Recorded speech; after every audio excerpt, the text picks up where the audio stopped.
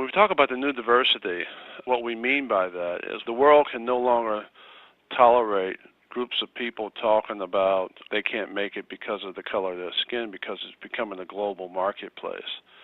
And what we need to focus on in terms of the new diversity is talent, and what's going to be respected in the 21st century is performance and results. So when we talk about the new diversity is being able to focus on what you can do and what skills you bring to the table, and realizing that the 21st century is going to be applicable to the law of the jungle, which is only the strong survive. And you got so many people coming from all over the world, which gives you an increase in competition in the workforce that we're in today. And so you have to be able to compete at the highest possible level.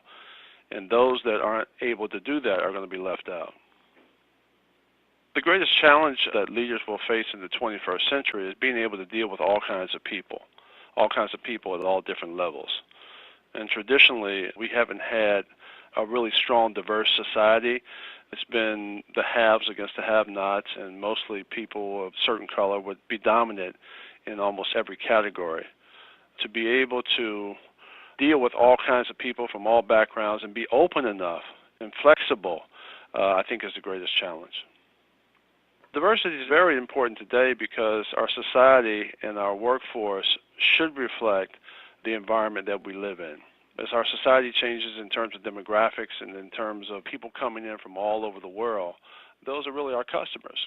And our customers dictate what they want and what they desire in terms of their own uniqueness and their own needs and wants. And so the diversity is very important in terms of being able to meet the needs of our customers, and so we have to reflect that in our workforce and reflect that in our attitude. And people aren't tolerant anymore of making fun of ethnic groups and women and other cultures. And so what they do is they say, I'm not going to buy from you. It really affects your ability to do business. Governments and businesses should try to increase their diversity, again, by understanding that this is good for business and it creates better opportunities for our country, and it brings different kinds of thinking from all different kinds of people.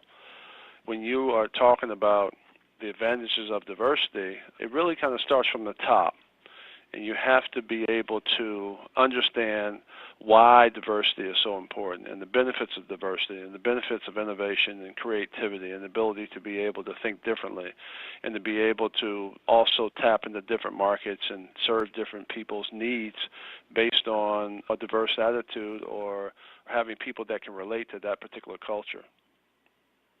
The advice I have in terms of being prepared for the 21st century in the future is to learn as much as you possibly can. Don't just rely on education or a degree to be qualified in one particular area.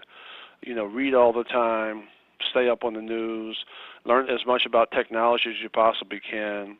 In this country, learn about the American free enterprise system and how it works.